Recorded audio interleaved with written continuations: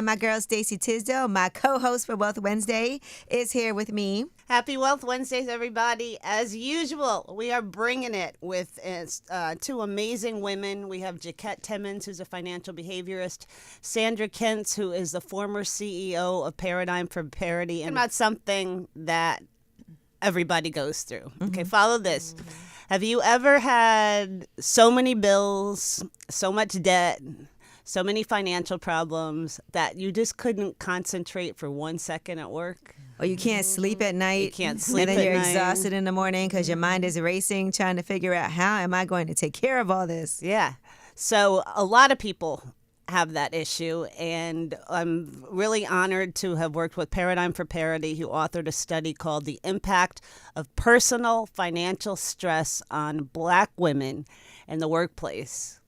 And that came about a few years ago, a company called Honeybee that helps employers give their employees short-term loans so they don't have to take payday loans, was telling me about this issue. And I was like, wow, I didn't even think about what a big problem that is. It turns out 80% of American workers are experiencing unmanageable stress. And then I looked for research on Black women, and guess what? There wasn't any. So figured it hit them worse. So many thanks to Paradigm for Parity and Goldman Sachs, whose 1 Million Black Women Initiative provided the grant.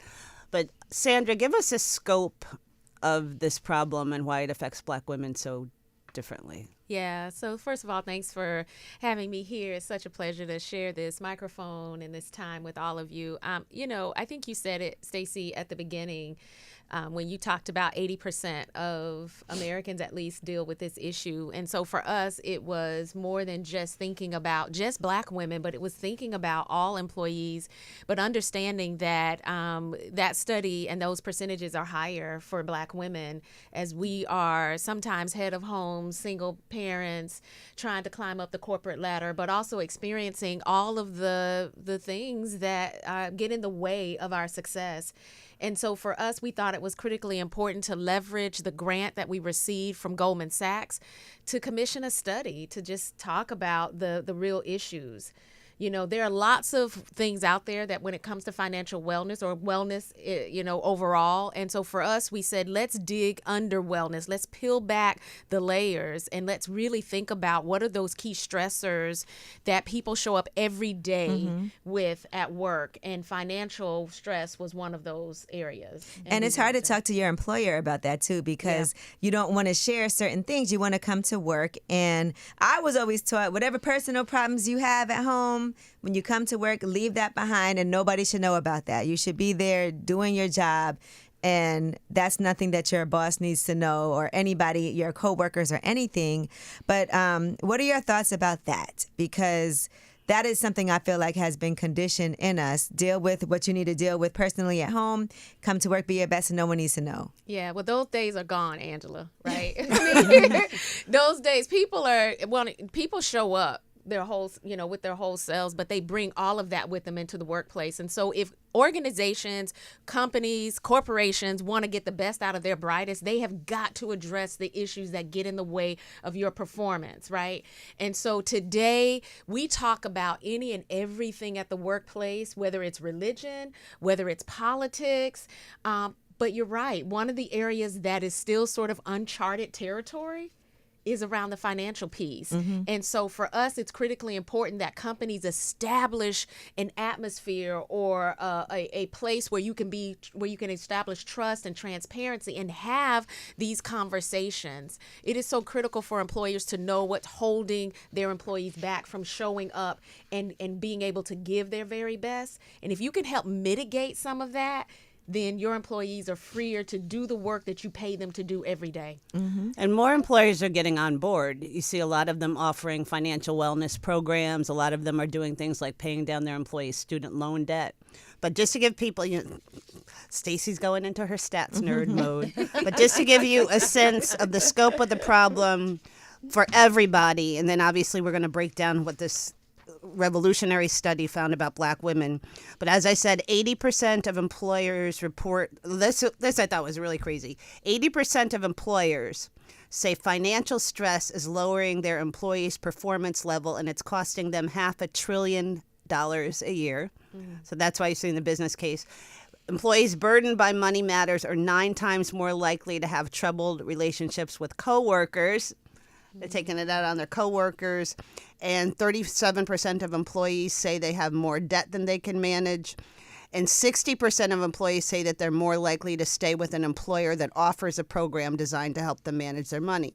But Jaquette, you're a financial behaviorist. So with all these realities, like Angela was saying, people still don't want to talk about it. They don't. And I just want to backtrack a little bit, because I would say you don't leave yourself behind the, the door, if you will. So I think these issues have been showing up at work for a very, very long time. Right. We're just now actually addressing it. But to the point of your question, I did a 7-city tour for one law firm and a single session for another last year. And what I thought was really fascinating is for the multiple city engagement, by the time I got to city number 3, I had to call back to New York and say, you know what?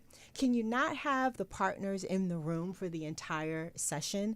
Have them kick us off and then have them come back and close us out? Because the level of engagement with the associates, whether they were summer or mid-year, was very, very different when a partner was in the room, even if they weren't on that partner's team, versus when it was just them amongst their peers. So a part of it is you don't want to reveal either what you don't know or what you're not doing to someone who might have an impact on what assignments you might be given or what scope of responsibilities you might have. And I think the thing there is we forget how much money is so much a part of our identity. That people think that, oh my goodness, if I reveal this, they're going to think that this is directly connected to my skill set, and that I won't be able to, follow through on whatever assignment that they've given me. And on the flip side, last year, I had someone give feedback that says, well, she didn't tell us how to pay our rent. And it's like, well, I never promised A, a how-to, but B, how do you get to law school and you don't have that basic life skill? Right. And so I think that there's a coming together, and not in such a positive way, of the reality that so many people are coming into adulthood and they don't know the basic skills of how to make financial decisions and how to make trade-offs and how to, be honest with themselves about, hey, I want to live in New York City, but maybe I can't because I can't afford it. So maybe I need to go to an outer borough. Like, they don't want to make those tough trade-offs. And I think that that's part of the challenge too. Absolutely. Let's get into the study. It is called The Invisible Weight, the Impact of Personal Financial Stress on Black Women in the Workplace. And I thought it was interesting that, if I can find them, some of the key stressors were cost of living, just everyone paying their bills. The 3 biggest stressors. Number 1, cost of living, household bills. That was over 60%. Living paycheck to paycheck, 50%. Credit card debt, almost 50%. And we want to give a shout out here to Tiffany, the budgetnista, who is supposed to be joining us today, because when we reached out to her that we wanted to do this study, she's like, y'all want to talk to Black women? I have almost 3 million Black women who follow me. So most studies you see are about maybe 1,500, 2,000 people. Within hours, we had 5,000 survey respondents. So this is the data from them. But these are, Jaquette, from a personal financial standpoint, living paycheck to paycheck, credit card debt, cost of living. What are some things people should be doing in their own lives? Oh my goodness. Where do I begin? Can we just, again, take a step back and also just talk about how things are different today than they were even when I started my career. I started in 1986, right? When I joined Bankers Trust, I had a defined benefit plan. By the time I left 10 years later, it was a defined contribution plan. So people now have more responsibility for their own retirement savings. Oh, yeah. That's one That was thing, a big worry as right? well. Yep. The other thing is, I think about how my mother worked for Social Security for 38 years. I was at Bankers Trust for 10. Most people these days stay at their employer for 4.2 years, I think is now. And so when you think about the combination of those two things, a lot of your financial safety net and the things that provided you with financial security are just not there any longer. And so you factor that in with just the cost of everything going up.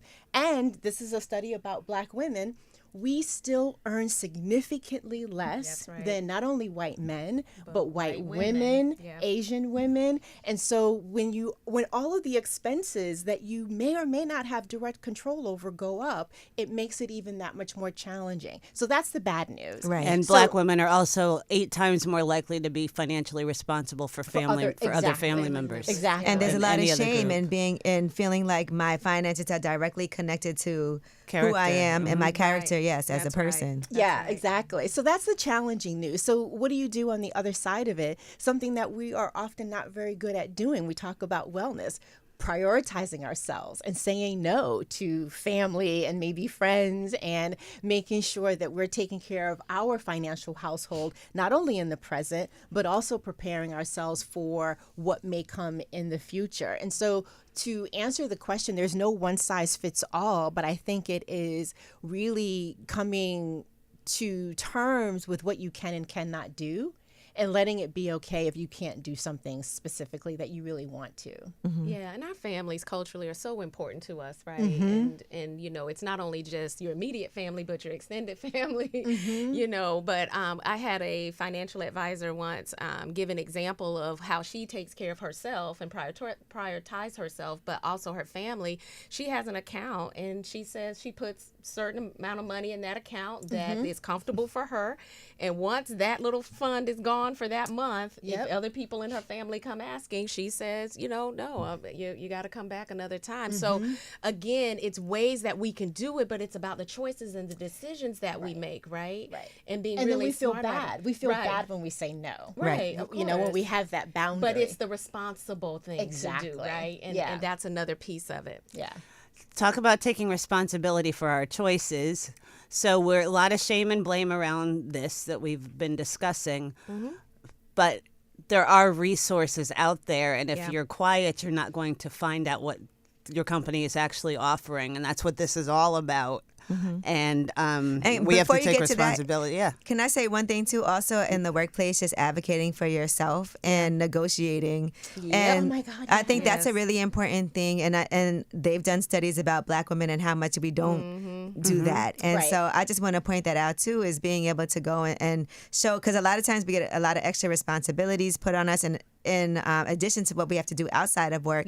But going in there and saying, okay, well, look, it's time for me to discuss this. Can we set up a meeting to talk about my raise, or negotiating a salary or bonuses or extra things like working from home on Fridays or half days maybe in the summer, whatever it is that you feel like could help you, again, with your own self-care and what you need to do to handle your business outside of work. Because sometimes we're so wrapped up in working later than everybody, showing up earlier than everybody, doing things outside of our responsibilities. And people don't even realize, because we're not championing and letting them know this is what we're doing. And this is what I've been doing, and this is what I deserve. That's such a good point, because the reality is every time you don't negotiate, you're putting yourself further and further and further behind than where perhaps you ought to be or could be. And the other thing I want to add on to that is, and you see this more in the entrepreneurial space, but I think it's relevant in more professional settings as well, is this whole idea of charging what you're worth. I hate that phrase. And I really despise that phrase because Black, my heritage is Jamaican American. We have an ancestral history where there was a dollar amount attached to our humanity. So when you say charge what you're worth, I viscerally experience it as somebody putting a dollar amount on my body, on your body, etc., and not attaching it to what's the skill that you're bringing to the table, what's the perspective, what are your gifts, your talents, right? All of that wrapped up in one. And I think a part of the challenge is when people say, you know, or adopt or embrace this whole notion of charging what you're worth, they get caught up in, well, can I ask for that? Because they don't feel that they have proven that they're worth it. When it's not about you as an individual, it's about the packaging of your skill set, your expertise, your perspective, your education, both formal and informal. What is the value that you're bringing to the particular business situation or challenge or problem that you're helping someone or some company solve? And you do have to take responsibility, like Angela was saying, for not only advocating yourself, but educating yourself. Companies offer benefits around financial wellness. Sandra, you have an amazing story about your will. I'd love for you to share that. Yeah, absolutely. So you're absolutely right. There are all kind of benefits out there, and lots of times you don't even know that these benefits exist in your organization. And I was telling Stacy that, my husband and I a few years ago, we needed to do a will, and we had started looking around, and it was going to cost us thousands of dollars to sit down with somebody, and we really did not at that moment have that money. And we could have just said, you know what? Well, we're not going to do it, right? We couldn't prioritize that in the moment, but we knew we needed to because we have a child. We wanted to make sure everything was in order. And I started sort of looking around at our benefits. I said, let me go check our benefits page and see what we offer. And my company offered to pay, and they paid for it. So all we had to do was book the appointment. Wow. I did not even know. These are the small things that make a big difference. And it really does help to secure talent. And it re-recruits people back to their organizations to know that my organization cares enough about me to be able to offer these types of benefits. But you're right, Stacy. And other things that you have to understand are, do they offer emergency savings? What about financial coaching? What about financial advisors? I mean, these are questions you can ask. What about student loan repayment? What about wealth tracking? What about a helpline that just may even give you advice, right? So taking advantage of all of those opportunities and thinking about ways that your company might be able to support you, but go out and really research those benefits so that you can understand how your companies can alleviate some of that stress. Miss Financial Behaviorist, how do we get over ourselves and make ourselves do that? Well, you know what? I'm going to give that some extra thought. But also take advantage of your 401k plan or whatever the retirement vehicle is. I hear so many people say, I'm going to get this job and I'm only going to be here for a short amount of time, so I'm not going to worry about it. And then they look up and 5 years later, 10 years, they've been at the same place and they never invested. So all of that stuff that they lost out on. So to your question of what are some of the resources, because that was your question, right? Now, how do we get over ourselves and go? A lot of people will sit in this stress, and let me actually, to emphasize that, I want to read you a couple of comments from some of the survey participants. Quote, I'm so focused on my financial issues that I am making mistakes at work no matter how hard I try to concentrate. Quote, you have 100 tabs open in your mind surrounding finances and an additional 100 open for work. Quote, something I have to close my door to keep from anyone seeing me cry or have anxiety attacks. Takes up to 20 minutes sometimes to get refocused. And another one, it affected my blood pressure, my health. My blood pressure shot up. I had migraines and I got sick more often than usual. This person, we the people who are sitting with all of this and trying to hide it, how do we get out of our own way? Well, one of the first things you have to do is, since you have recognized it, raise your hand and ask for help. Yeah. And, maybe that doesn't come from someone within your firm initially. And it's not going to feel comfortable. It's not, but it's not supposed to. It's painful for a reason. And typically when you have pain involved, there is something that needs to happen to alleviate that. And in this instance, it is coming clean with somebody, whether it's a significant other, whether it's a really close friend, or whether it's a professional. And I'm of the mindset that everyone should have hopefully a financial advisor, but if not, everybody should have a CPA. Right. If you're working in the kind of professions that we're talking about, for a lot of people, you should have a CPA. That person should be able to actually see things, and I have a story about this, see things that you may not be noticing, but even if they aren't, they should be the person that you go to say, hey, this is what's happening. What do you see going on with my numbers that can help me out? And if I can share a really quick story, this is going back now to 2003. I'm going out to Long Island to see my CPA, Mr. Bethune, and this is just like a normal, in my mind, it's tax season, normal session. And he's been doing my taxes since 1988 personally and 1995 for my business. But it was an unusual conversation because he says to me, when are you going to stop mortgaging your life? And I'm looking at him like, what are you talking about?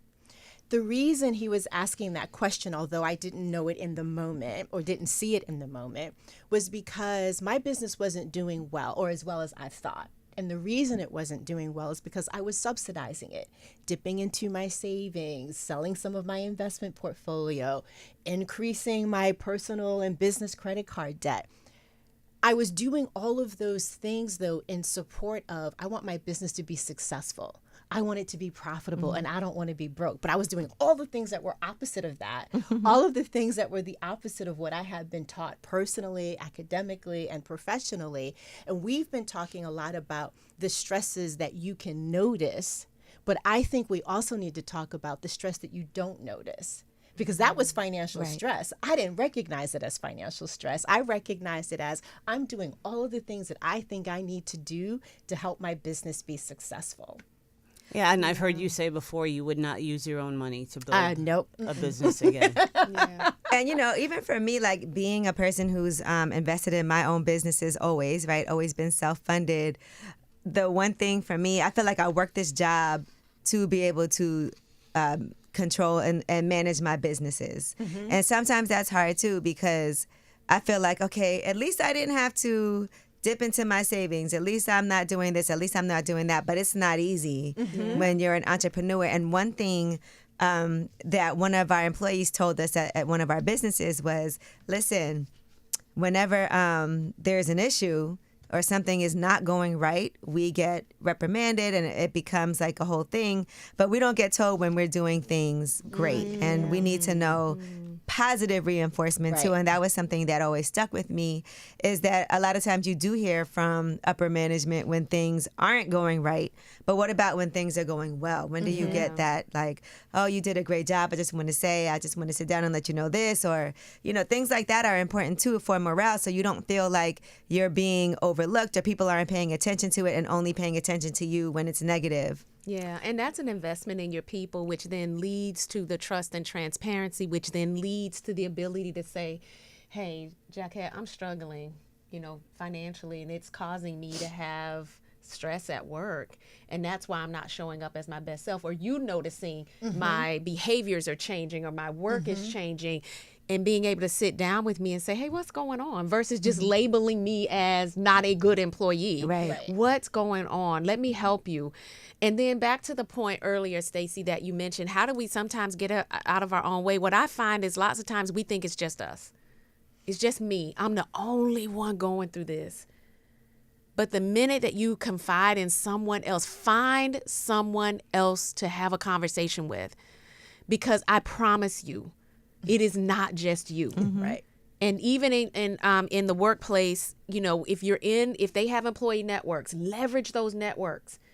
Ask them to about some of the benefits Yeah. talk about some of the resources employers offer. Yeah. And so the employee networks is one, and leveraging that as sort of your group that you can go to and you can leverage and have these conversations. Ask your employer to put on a webinar or a seminar around financial wellness, and then also ask them to talk about the benefits that are out there that maybe are hidden benefits that you didn't even know existed. Right. The ones that people don't even really think about, but that are those life benefits that can really help support you. I remember this is when COVID was happening. My grandmother fell, and my family, we needed somebody to help take care of her every day, but no one had the funding to really be able to send someone in to help support her.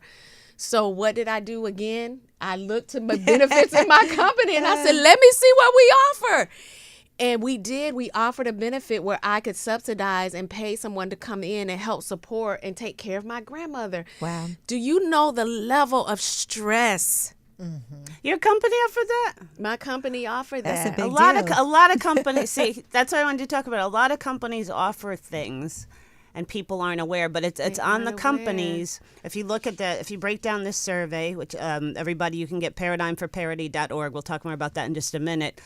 A lot of the women say that they don't trust their employers with their financial with their information, and that they think it's somehow going to come back to bite them.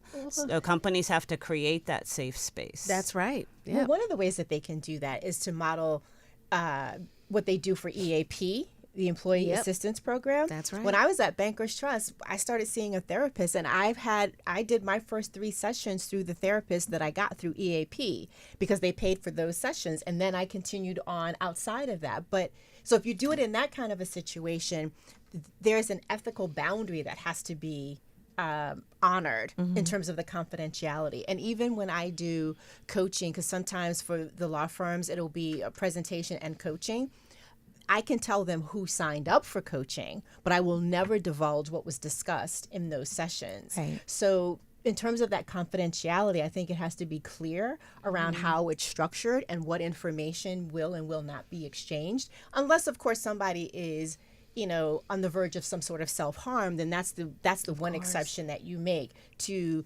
crossing that line, if you will. But I also think part of the challenge is you hear about these things during your orientation. And then annually, when it's time to renew your, packages and look at your 401k allocations, there's nothing. It's just, here's the renewal, like Right. it's October or November or whatever the renewal time is now.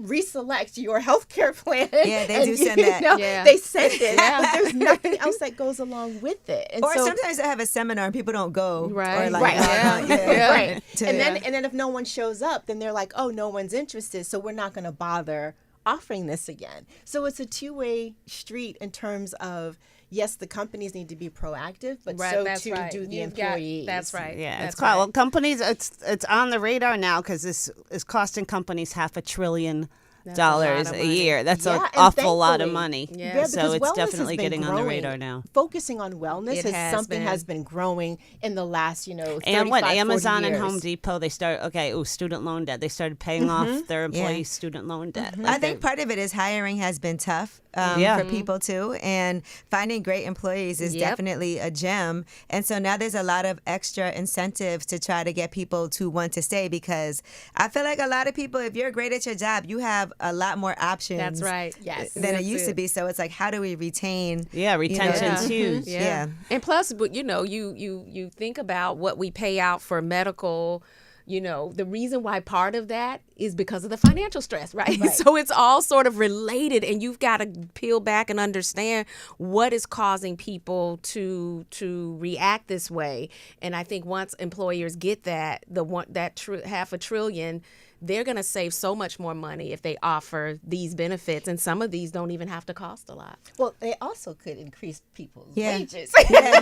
Well, that's right. Pay an equitable, livable wage. That's true. But then we got to be responsible with those yeah, wages. that's true, because That's And, right. Even if and they do ask that. for them. And Well, yeah, and but that's even- right. And go even in and if they negotiate, do- yep. That's yeah, it. even if you do get an increase, the things that are causing you stress don't necessarily Go magically away. disappear. They don't. Right? So you've got to have a system or a structure of your own to help you manage that, because that's an instance where having more will only give you a little bit of relief in the short term. But if you don't change your behavior, That's true. Yeah. it's not gonna be sustainable. What do you think is an indication that it's time to just leave? This is not going to work. This is affecting my life too much, and I just can't be here anymore. What are some indications that this is just not a good fit? I think it's if you've done your due diligence. Sometimes we leave prematurely because we haven't asked. Because we don't go and have the conversation. Because we don't go and have the conversation. So what we figure is we're just going to leave. But what you don't understand is those same problems are going to follow you to the next employer. Yeah, Right? what we're talking about today, Right. how you internalize personal financial stress at work, that's going to come with you. That's right. So I think it's doing that. But once you do, Angela, to your point, have those conversations, you understand your value, you've articulated that, you know you're good at what you do, then it's time. And I say this all the time, you should always be in the market. Yep. Always. You should always be in the market, and then you can make a decision as to when you're ready to go. Because you never want to feel stuck in a situation. I right. think sometimes people look at it like, you're a hamster in a wheel. I have to stay here. I have this going on. It's only going to be worse if I go somewhere else. Then I have to start all over again. What if I hate that job too? Yeah, no. And I have bills to pay. And people are really nervous to take a leap. Yeah. One of the things I think, just from a tactical standpoint, is use the power of 3. if you have made a pitch for either more responsibility or for asking for that raise or for that bonus, and you do that 3 times and you don't get any response or you don't get the response that you want, to me, that's a clear signal that it's probably time to move on. But if it's one and done, maybe you were asking the wrong person. Right. Yeah. Right. Yeah. But I think you need to do this, you need to understand timing, right? And I remember this quote is that hungry people eat anything. And you don't want to wait till you're hungry because you'll jump out there and take anything. Yeah. And so you always have to keep yourself in that mode so that when it comes time and you've made up your mind that you're ready to go, you've done your research, you've done your homework, you've had the right conversations, and you know that this place is not healthy for me and I have to go in order to save my own sanity. Right. I'm glad I'm a picky eater. I just She is the pickiest eater. That's right. Definitely. It pays. We want to hear all about this incredible free masterclass on this topic, September 10th at 11 in just a minute. But Sandra, one thing I want you to touch on before we finish up with that. A lot of the women surveyed are worried about their personal finances affecting their career advancement. Mm-hmm. That's for real. It is. Because a lot of companies actually do look at your credit history to determine if they're going to hire or promote you. So from both of your standpoints, to me, that just reiterates how much you need to be leaning into every resource offered to you. Absolutely. I think Jaquette may have said this, but you got to raise your hand and you've got to ask for the help. And you've got to understand that this will impact not only you, but it also impacts your children and your children's children and your family and your everything around you. So you really have to lean in and understand that I have got to ask for help and raise my hand. And it is impacting more than just where I am today, but where I can go tomorrow. And there's nothing wrong. Like, I haven't always had the best credit. Right. I came out of college. I had a ton of college debt. And credit fluctuates with life. That's right. People. It fluctuates with life. I haven't Yeah. always been in this place. But I made it's the micro steps that you make that make such a huge impact, starting with a budget, starting to understand how do we really get ourselves out. We did credit counseling for a while. We got with employers that gave us benefits. That's another thing. Before you sign up for a job, especially young people, before you go out there and take a job, do your research and understand what they're offering you. And don't just look at the salary, look at the compensation package. Everything that they're offering you. Are they going to be able to, help me with, my medical? Are they going to be able to provide me with these benefits? Do they value me as a person? Do they have equity, diversity, and inclusion at the top of their pillars? And are they acting on that, right? Listen, all of that everybody's is getting incredible. rid of that right now. That is such a topic of conversation. I know. That could be another whole conversation. We'll be having that conversation before early November. Yeah, but you got to do your homework to understand what you're getting yourself into when you take a role with a company and how they're treating their employees. But then also you have to take some responsibility. And I know, Jaquette, you have plenty to say about that and things that we need to do. You can all hear about this on September 10th at 11 a.m. because there's a free master class. You're going to get your financial tips from the one and only absentee, the Budgetnista. Yes. Tiffany will be there. Sandra will be there. Jaquette will be there. Yay. A shout out to TIAA for sponsoring this master class. It's free. Yes. And you can sign up at paradigmforparity.org.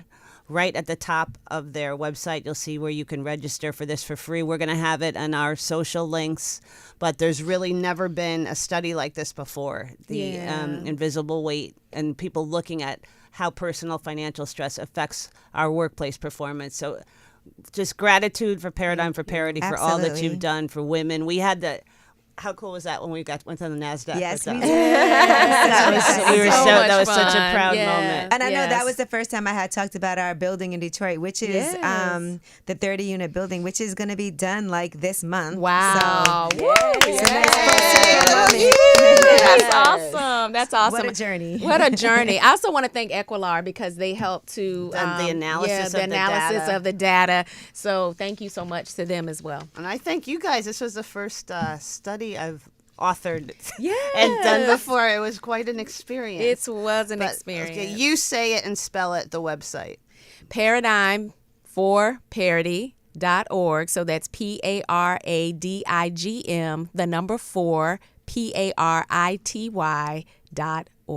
This is free, y'all. September 10th, Yes. 11 a.m. It's going to be an incredible panel. Jaquette will be there. Sandra will be there. Tiffany, the budgetnista, will be there. Yes. So, Maybe something to spread the word at your job. If, you know, when you're working someplace, or even if you're the employer, this is a great opportunity for people to get this free masterclass. Can I say one more thing? Of Just course. real quickly. I Please. think this is an excellent reminder that financial success is not just about the numbers. Right. So just as your credit score will go up and down, perhaps the numbers in your accounts, your various accounts, those will go up and down as well.